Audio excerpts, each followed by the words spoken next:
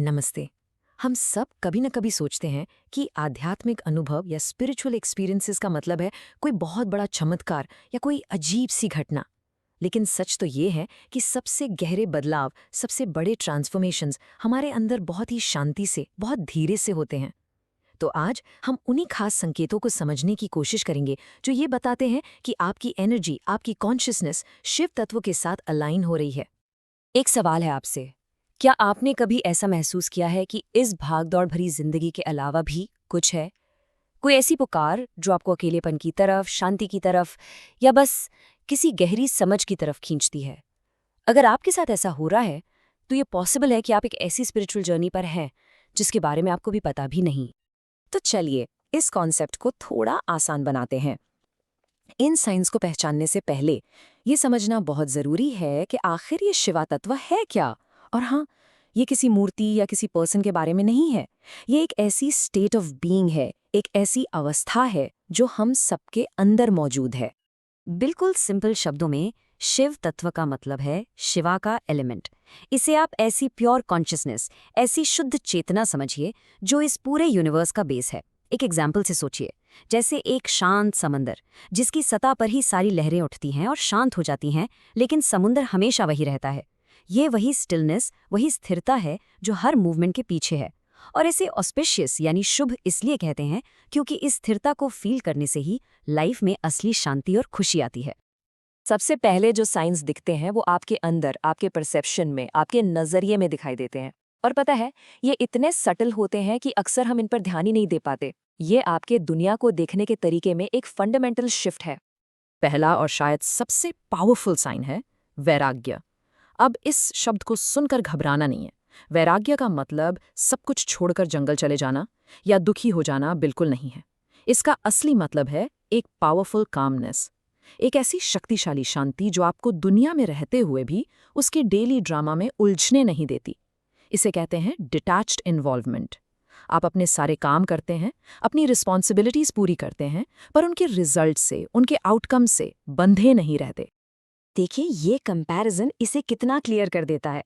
एक तरफ है वो लाइफ जहां हम छोटी छोटी चीजों में, मटेरियल पोजेशंस के पीछे या हर वक्त खुद को प्रूव करने की रेस में उलझे रहते हैं, जैसे किसी तूफान में फंस गए हों। और दूसरी तरफ है वैराग्य की स्टेट, जहां आप द काम ऑब्जर्वर बन जाते हैं। आप अपनी ही लाइफ के एक शांत साक्षी बन जाते हैं। आप सब कुछ देखते हैं, सब कुछ महसूस करते हैं, पर अब वो तूफान आपके अंदर नहीं, आपके बाहर होता है।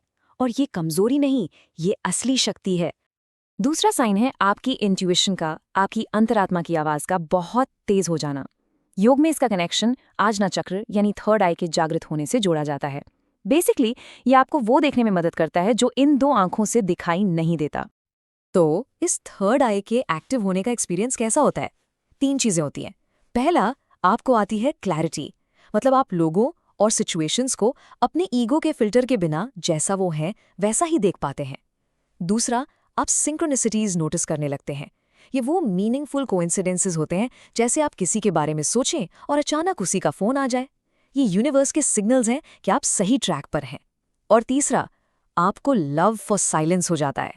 बाहर के शोर शराबे से ज्यादा आपको आंतरिक शांति में सुकून मिलता है, क्योंकि उसी खामोशी में आप अपनी असली आवाज सुन पाते हैं। ओके, तो अब तक हमने इनर शिफ्ट्स की बात की। चलिए अब देखते हैं कि ये आंतरिक बदलाव आपके एक्शंस में, आपके लाइफस्टाइल में कैसे दिखाई देते हैं, क्योंकि जो अंदर बदलता है वो बाहर जरूर झलकता है। तीसरा बहुत बड़ा साइन है अभया, यानी फियरलेसनेस। अब ये वो डर नहीं है जो किसी सांप को देखकर लगता है। ये उन गहरे डरों की बात हो रही है जो हमें लाइफ में आगे बढ़ने से रोकते हैं। फेलियर का डर, बदलाव का डर, लोगों के जजमेंट्स का डर, यहाँ तक कि मौत का डर। और ये कोट इसे बिल्कुल सही से बताता है। आपके अंदर एक शेर जैसा साहस, एक लायन लाइक करेज आ जाता है, क्योंकि शिवा को महाकाल भी कहते हैं, master of time and death.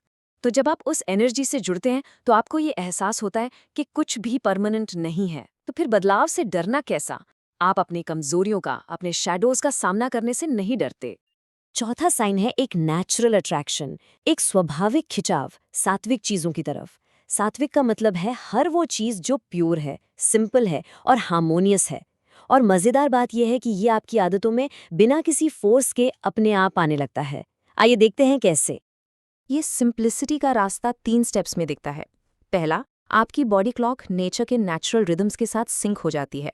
हो सकता है आपकी नींद बिना अलार्म के ही ब्रह्म मुहूर्त यानी सूरज उगने से पहले खुलने लगे और आप एकदम फ्रेश फील करें। दूसरा, आप इंटेंशनल मिनिमलिज्म की तरफ अट्रैक्ट होने लगते हैं। आपको रियलाइज होता है कि असली खुशी ज्यादा सामान में नहीं बल्कि सादे हेल्दी भोजन में, सिंपल कपड़ों में और एक साफ सुथरे एनवायरनमेंट में है। और तीसरा, सबसे खूबसूरत, आपके अंदर बाउंडलेस कंपैशन जाग उठती है। आपको नेचर से, पेड़ पौधों से, जानवरों से, सभी से एक गहरा कनेक्शन फील होने लगता है। अब हम आते हैं आखिरी और शायद सबसे प्रोफाउंड साइन पर। ये एक ऐसा साइन है जिसे लोग अक्सर गलत समझ लेते हैं, उसे नेगेटिविटी मान लेते हैं। इसे हम कह सकते हैं the downs of constructive destruction. 1 minute के लिए सोचिए, क्या होता है जब आपको लगता है कि आपकी दुनिया बिखर रही है? शायद जॉब चली जाती है, कोई इंपॉर्टेंट रिश्ता टूट जाता है या आपकी पूरी आइडेंटिटी ही क्वेश्चन होने लगती है। हमारा पहला रिएक्शन होता है कि ये एक फेलियर है, कुछ गलत हो गया। लेकिन क्या हो अगर ये एक जरूरी प्रोसेस हो? स्पिरिचुअल पर्सपेक्टिव से ये बिखराव एक फेलियर नहीं बल्कि तांडवा है। ये शिवा का वो कॉस्मिक डांस है जो पुरानी, जरूरत से ज्यादा हो चुकी चीजों को नष्ट करता है ताकि कुछ नया और बेहतर बन सके। इसीलिए ये कंस्ट्रक्टिव डिस्ट्रक्शन है। जब पुरानी नौकरी जाती है या पुराने रिश्ते टूटते हैं तो ये एक तरह की सफाई है। यूनिवर्स उन चीजों को हटा रहा है जो अब आपके हाईएस्ट पोटेंशियल को सर्व नहीं कर रही हैं, ताकि आपके असली बेहतर सेल्फ के लिए जगह बन सके। तो तांडव का, इस कंस्ट्रक्टिव डिस्ट्रक्शन का फाइनल रिजल्ट क्या है? इसका रिजल्ट है मास्टरी ओवर सेंसेस, अपनी इंद्रियों पर, अपने इंपल्सेस पर पूरा कंट्रोल पाना। जैसे एक स्किल्ड सारथी अपने रथ के घोड़ों को कंट्रोल करता है, वैसे ही आपकी कॉन्शियसनेस आपके मन और इंद्रियों को कंट्रोल करती है। ऐसा नहीं होता कि वो आपको जहां चाहे खींच कर ले जाए। ये सोल की जर्नी को 2 स्टेजेस में दिखाता है, पशु से पति तक। पशु वो स्टेज है जब हम अपने इम्पल्सेस जैसे गुस्सा, लालच, लस्ट के गुलाम होते हैं। हमें पता होता है कि ये गलत है पर हम खुद को रोक नहीं पाते। लेकिन जब आपकी कॉन्शियसनेस इवॉल्व होती है और आप पति की स्टेज में आते हैं, तब आप मास्टर ऑफ द सेल्फ बन जाते हैं। आप अपनी इंद्रियों के स्वामी बन जाते हैं, उनके गुलाम नहीं रहते। तो चलिए एक क्विक रिकैप करते हैं। हमने समझा कि शिवा तत्व कोई बाहरी चीज नहीं बल्कि हमारे अंदर की ही एक स्टेट ऑफ कॉन्शियसनेस है। इसके साथ अलाइनमेंट आपके नजरिए और आपके एक्शंस दोनों में दिखती है। यहाँ तक कि लाइफ में आने वाला केओस भी एक बड़े ट्रांसफॉर्मेशन का साइन हो सकता है। और इस पूरी जर्नी का आखिरी गोल है सेल्फ मास्टरी यानी आत्मस्वामित्व। और इस डिस्कशन के एंड में मैं आपके लिए एक सवाल छोड़कर जाना चाहती हूँ।